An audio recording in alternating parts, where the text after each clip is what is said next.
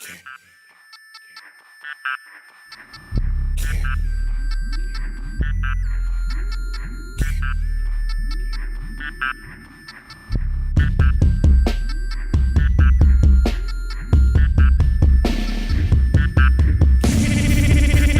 residents are dying a fast death, billed as the worst. Living in hell are families, media reports. But what's getting priority is not priority. And the rumors of the murder rate. Is it really 10 times the national average? What? Kids acquiring illegal weapons and hungry with the appetite for torture. Sick people demonstrate their intentions daily. They duct tape, toss a sheet over community members, and soak gasoline on families of color. They're burnt alive.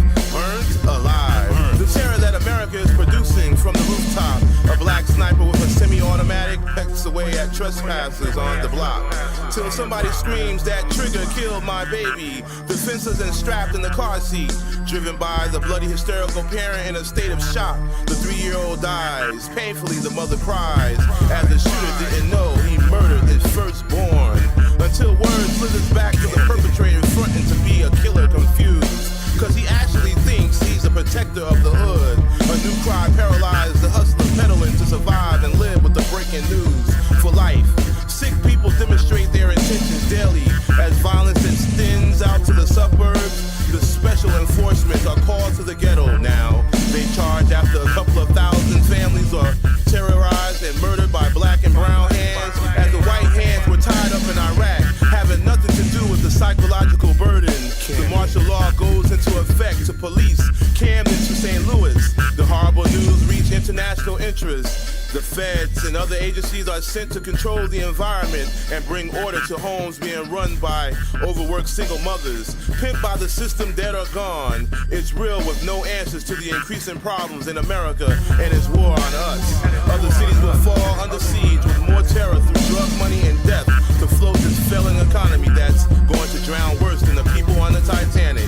Sick people through the vacuums of identity demonstrate their intentions daily with airborne viruses that's cancerous and not curable. The thief wants you to believe it's not curable. I'll be censoring my cuss words and just stretch my middle finger with the blue dot to the satellite vote New Orleans residents did not get. Sick people demonstrate daily their intent to close many doors on community programs, forcing the children escaping terrorism at home of the violent, surrogate molesting stepfathers, psychological trauma. The system reinforced white supremacy and re-enslaved the mentality. The scar deepens in public schools, colleges, churches, corporations, anything that has paid interest to the sole controllers built by the hands of others. The blueprint remains in the archives, even though it was another's intellectual property. We're paying to be taxed and broke at the same time. There's no come up from the bottom down, the low places of the pit, undeserved by any of God's creation. The sickness thickens. Remember, Satan has a huge band of little devils. With a shorter window of time, he cannot alter time, but make people sit through. Jazz,